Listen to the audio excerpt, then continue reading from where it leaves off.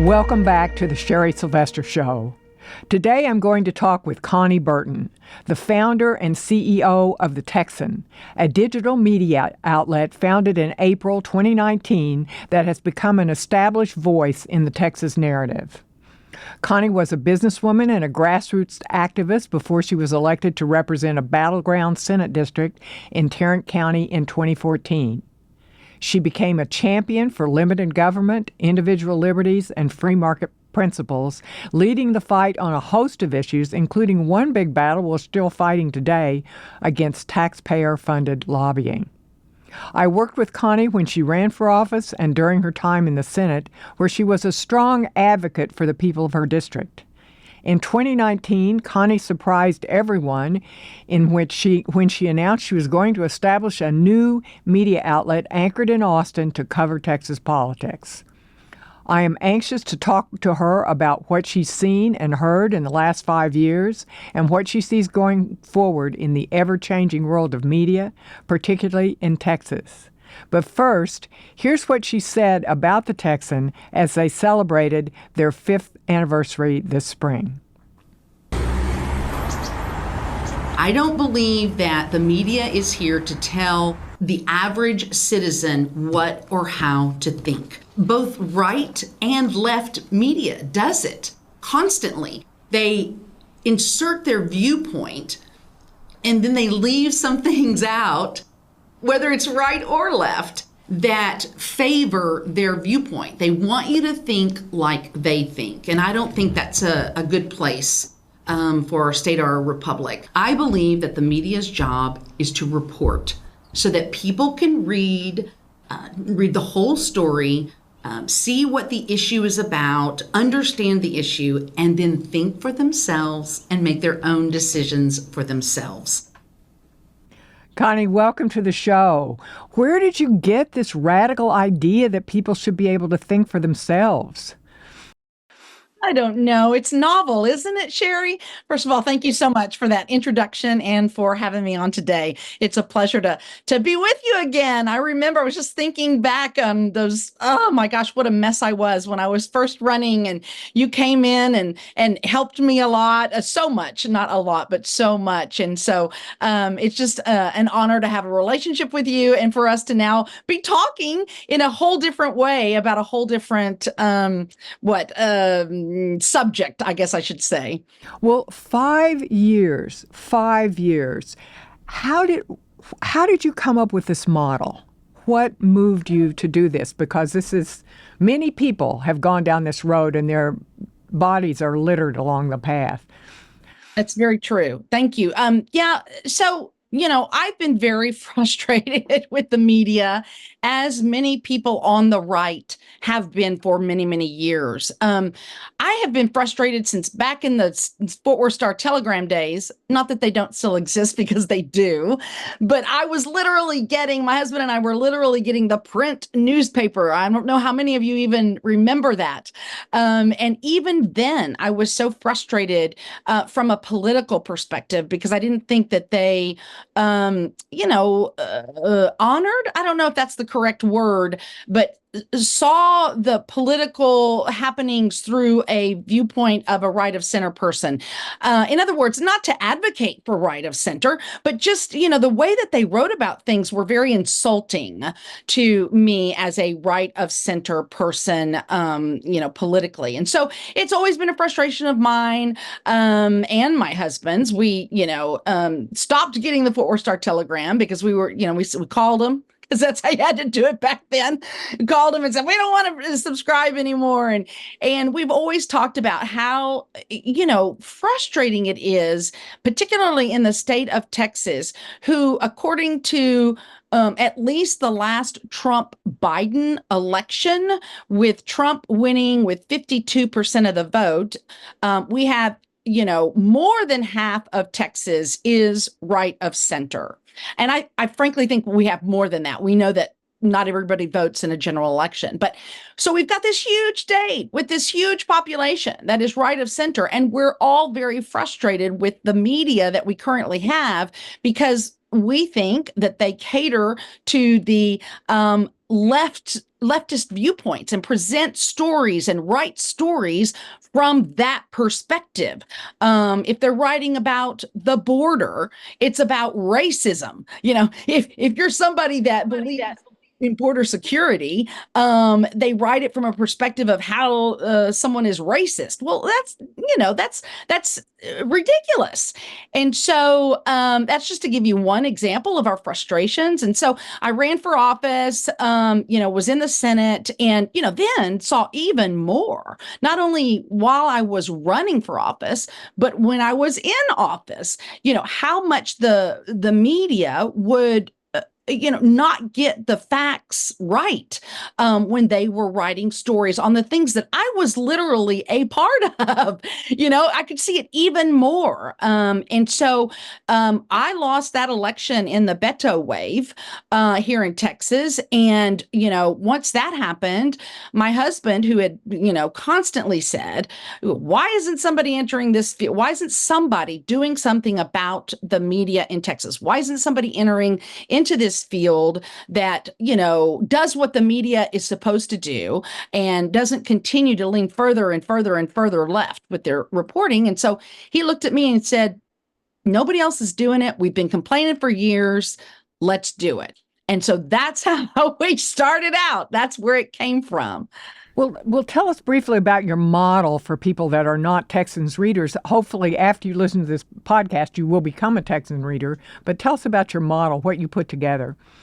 Thank you. So it was really hard because, as everybody knows, and too, Sherry, so many media organizations are going under. I mean, they're laying off people. They're going under. It's a very, very hard business to be in, obviously. Now, there are particular reasons that we know why some of these outlets are going under, but pushing that aside, it's a very hard business to be in. But we did decide, I called people all over the country. Fortunately, having been in the Texas State Senate, I do have to say that helped me in a lot of ways to reach out to different people who are willing to talk to me. And I talked to a lot of people, about what our ideas were, what have you tried, what's worked for you, did a lot of research beforehand. And ultimately, we ended up deciding to be a privately held for-profit business. We're really not interested in the nonprofit business model. I don't really want any more regulations, all those kinds of things that I have to abide by others, as you know me, Sherry. And there's all sorts of other reasons, but mainly, I also didn't, the nonprofit model is very, very reliant on big money sources. And, I've certainly seen throughout my political life how big money sources can, at times, try to steer an organization into specific directions that they might be more interested in than our readers are. I don't want to appease anybody except the Texans who read the Texan, the people who are looking for information. I don't want to be pulled this way or that because of somebody's desire other than the readers. And so that's why we decided on the for-profit privately held. I believe in privately held too, because it's nobody's business who is subscribing to the Texan. It's nobody's business, any of that. It's the model that we've decided to go with. Now, having said all that, it's very, very hard. It's the hardest business model to sell because, there's a lot of media out there that is quote unquote free. And that doesn't make it good, but it is free. But we have worked so hard in the last 5 years. I say we, it's really my team. They're the ones, my gosh, they're so freaking awesome. They've worked so hard to build up their reputations of themselves as reporters and editors, but also of the Texan as a whole, and show people that we are truly what we say we are. We are going to report the news. We're not trying to push any kind of political narrative. We're not trying to tell people what or how to think. We've all got opinions, and Lord knows I've got opinions, and I say them all the time on Twitter. But I think, I hope I can say I here, because since I push out my political opinions, I mean, I'm a former senator, so I've got a record. I'm very conservative, and yet I don't mind people knowing the truth. I think that's a good place to be. I think if we lay out the facts, we can all come together to talk about the actual facts and work through these things and decide where we sit on them. I think that's a better place to be. So I think, from that perspective, I can say that I've proved that I can have particular opinions, and the business that I own and run is still very much the articles that they put out, everything that they write is not opinion. They don't care what my opinion is when they're writing an article. All they care about is getting the facts out to people. Well, let me just ask you, because I want to talk a little bit about all the journalistic upheaval that is going on, and often we find that it's a revolt of the staff. Where do you get your people? Because coming out with this, just the facts, ma'am, is not something I think they're teaching in journalism school. They're not. I hope I'm not offending, and I mean, from the old fashioned kind of offending way, but for anybody watching this, but I don't hire from J School. I will tell you, we put out there, we're very, open with who we are. Let me give you a little bit of a description before I finish this. So most mainstream media says we're unbiased. We're not biased, blah, blah, blah. And they don't tell you what their political persuasion is. And yet, if you read what they write and you see the phrases that they use and how they write the stories, you can see from a mile away, they are left of center. Okay, so what we do is just the opposite. We say, yes, everyone is right of center at the Texan. In fact, I tell everybody, we only hire right of center, politically right of center people at the Texan because, first of all, they understand the issues. They've worked in right of center politics in some form or fashion. So they've either worked on Capitol Hill, they've worked in the Texas legislature, they've worked on campaigns, but mainly they understand the issues that right of center Texans are concerned about and why they're concerned about them. So they are able to write about the issues better than any of the mainstream media people, I think. So we say, yes, we are right of center politically, but read our articles because we do nothing but produce the facts. Again, I'll bring up the border security. When we're writing about the border, we're not saying people are racist. We're talking about human trafficking, drug trafficking, national sovereignty. Again, just kind of letting people understand the facts. So that I get people who have worked in politics. I will tell you where I was saying I might offend some people. I don't hire out of journalism school. I get a lot of their resumes, but they'll have right at the very top their preferred pronouns. That tells me right off the bat that politically they are left of center, and we've got enough of that in the mainstream media today.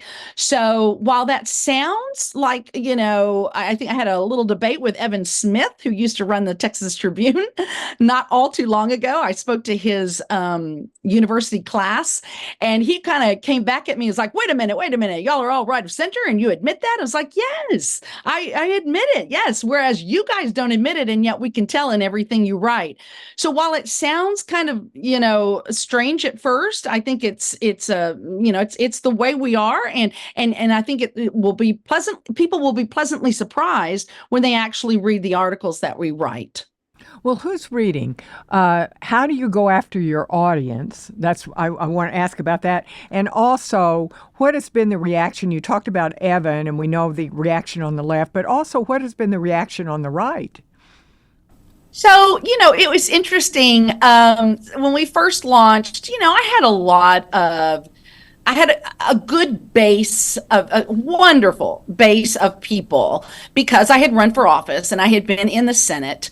So I think, in some ways, obviously that has helped the Texan. And, some ways, of course, it hurts, right?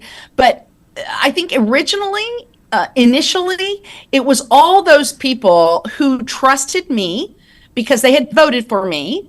I went into office.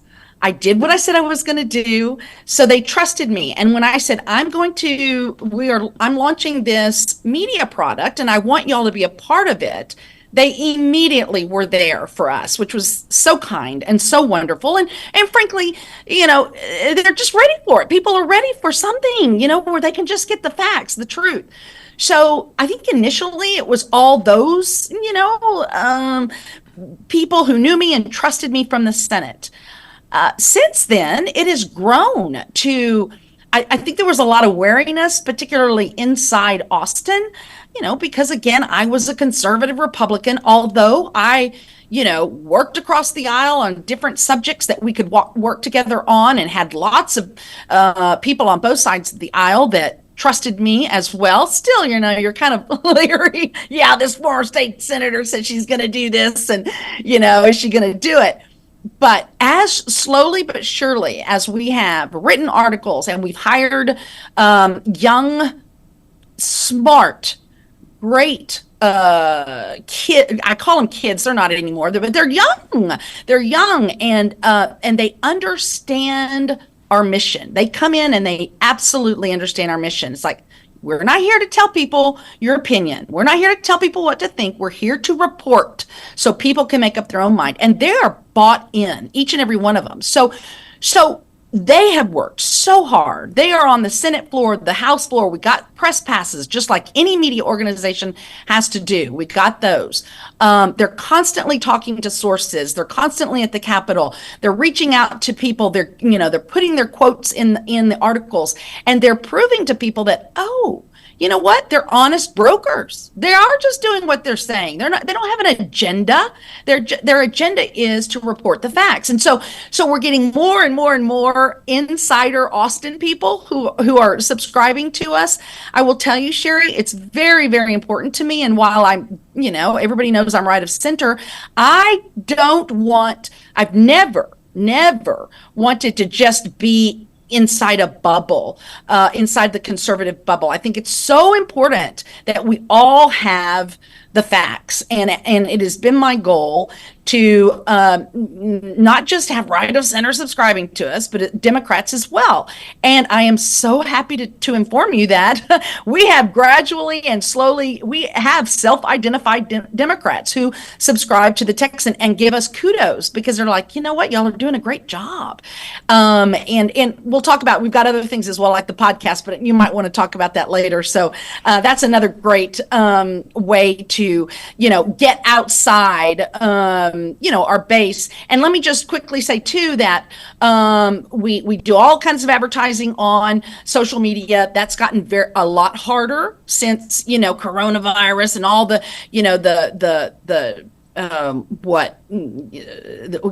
the social media companies not allowing you to say certain things or talk politics. It's become much harder, but we do a lot of advertising on social media, and I tour the state as well.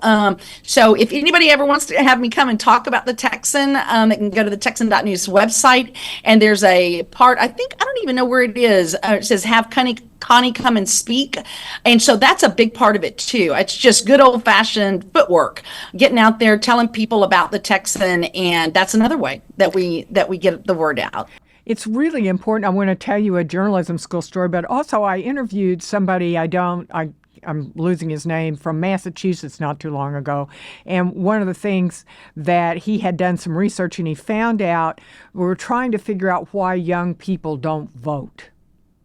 And when he went in and spoke to them, the majority said they didn't believe they had enough information to vote.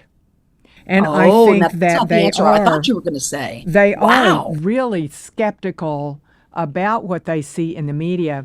But, you know, I also am very big on reaching out. And during the DEI wars, I was in a newspaper. CBS Austin was doing a story on DEI, and I went and talked about why I thought that everybody at the university should be treated equally and that taxpayer dollars should not be going to special programs.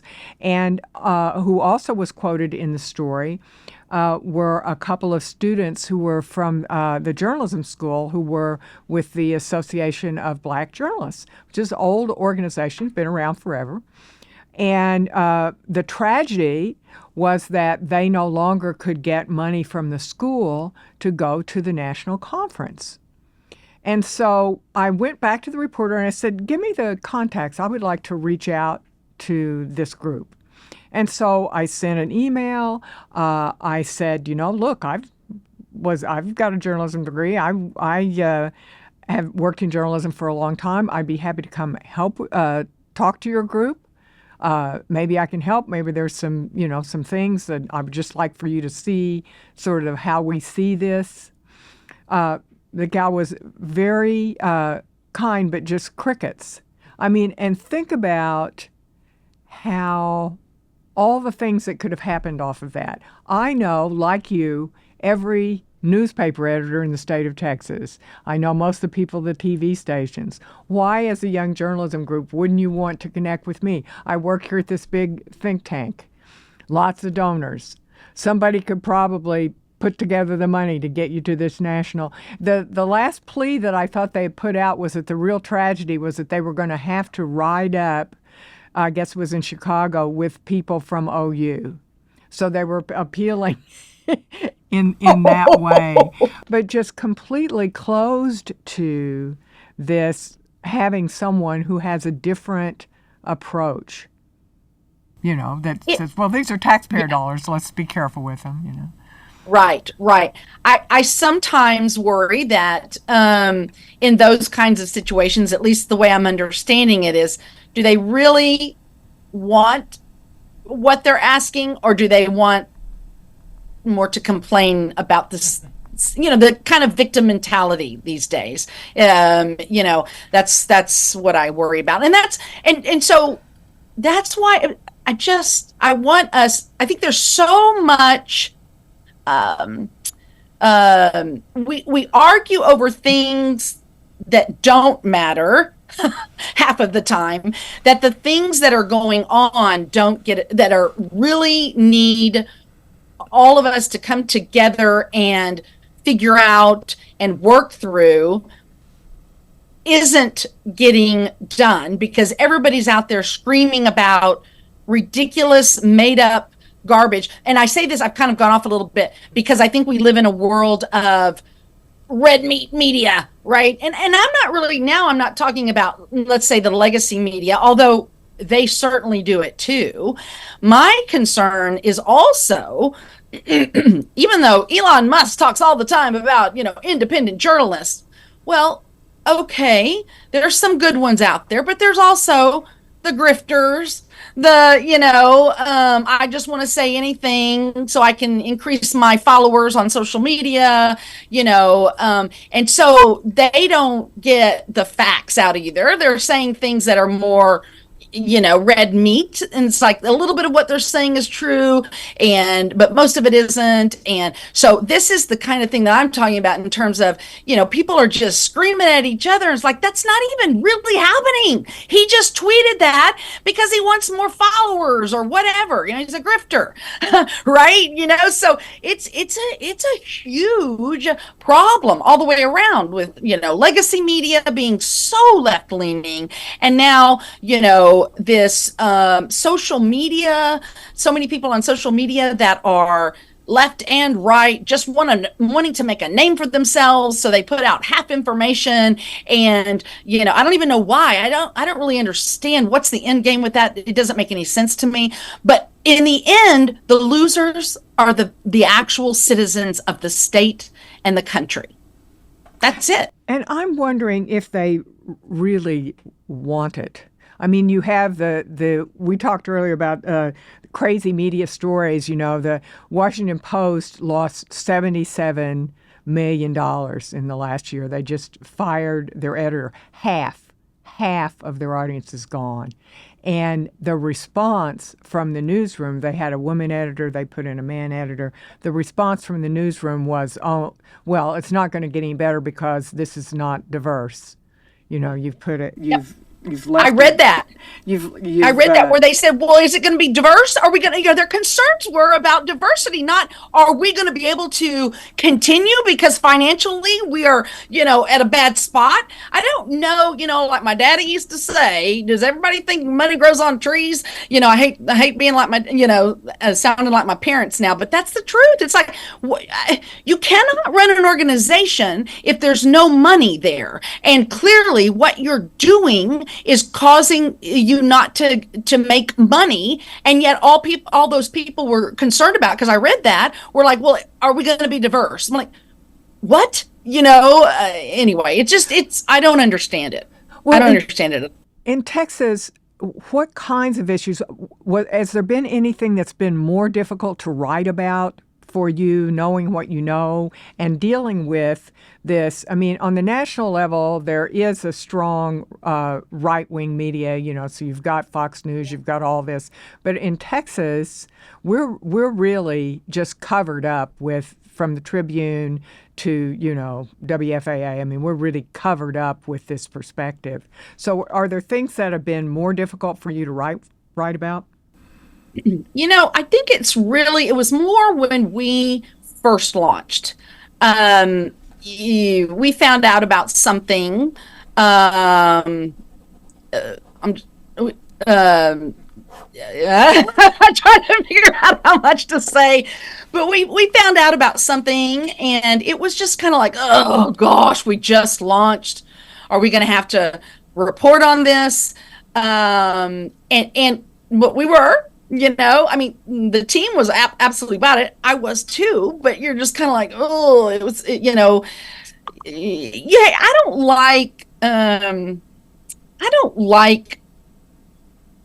don't like bad news for anybody as an individual, right? I mean, we're all human. And so this was, pretty big news. But at the end of the day, what happened is, it's not because we didn't want to report on it, or that we didn't report on it. It's that we couldn't report on it because my editor had, okay, we got to get all these, we got to make sure this is correct information. We got to get so many, people that corroborate it, all the things, all the hoops that we have to jump through, because we're not one that's going to write stuff or even tweet stuff that says, I'm hearing that, which is what a lot of, media people do. Well, so what? We're all hearing a lot of stuff, and particularly in Austin, and half of it's bogus. Oh, 3/4 of it is bogus. We're not going to just say stuff like that or report stuff like that until we have, corroboration, and we dotted our I's and crossed our T's. We don't even care if we're not the first out with information. What we care about is that we are getting the correct information. But anyway, so that story was, one that I was just like, just because we had just launched. But again, we could not corroborate. We couldn't get our I's dotted and our T's crossed. And so we couldn't print the story. But so that was really the only time. And it really didn't have anything to do with not wanting to, as much as we were just brand new and, that kind of thing. Since then, it is what it is. I think I've mentioned this to many people. It's the age old adage, don't shoot the messenger. I mean, if we have the facts and we put them out, if it's on a vote, if it's on an issue, if it's on a candidate, if it's on a campaign, if it's on a politician, if we have the facts, we're going to state it. And if you don't like those facts, it's not our problem. It's the problem of, whoever is doing it, or whatever issue they're pushing or the bill that they're writing. And that's what I want to get across. If you don't like this, then this is how you get involved. Then you contact your legislator, or you contact your, or you do something about the issue. But I am afraid that we've also, because of this tribalism that we have gotten to in politics, that is, people don't want to always believe the facts either, even if they are staring them in the face. And that's concerning to me. We can't be so ingrained in any one person, politician, issue, that if something is put before you that could possibly change your mind based on the facts, I hope that you would be willing to go, you know what? I was wrong about this, and maybe I need to rethink it. But I do worry about that, because that's what I'm seeing a lot these days in politics, is just the tribalism that's closing minds to things that are true.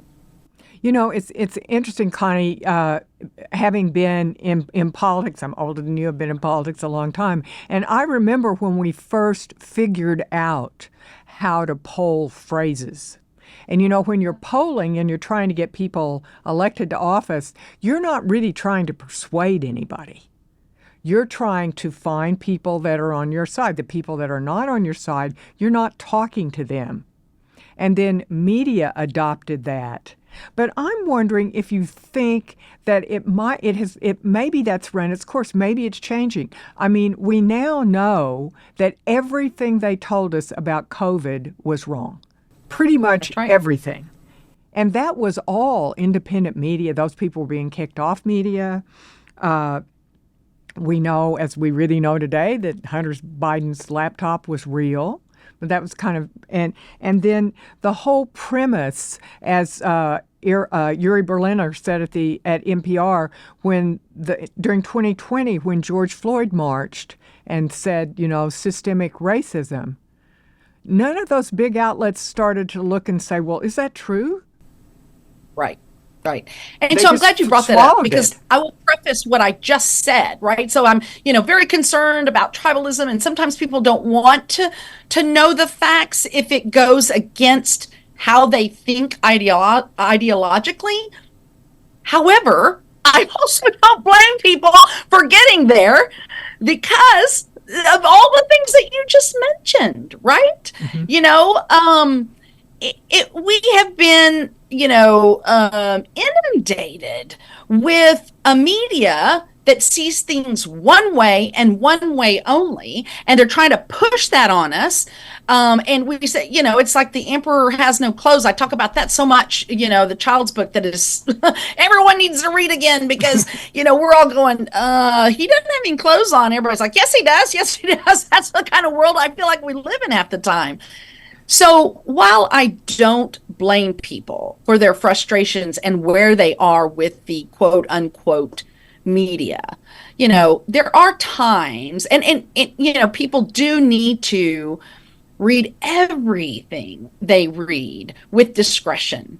Don't believe any one person, place, thing, all the time, or what I should say is, you can read an article and not read it with like, I'm not going to believe anything this person says or this outlet says, but kind of use good judgment and say, well, this can be true, but I don't think this is true. I do think that we need to get back to kind of a critical thinking.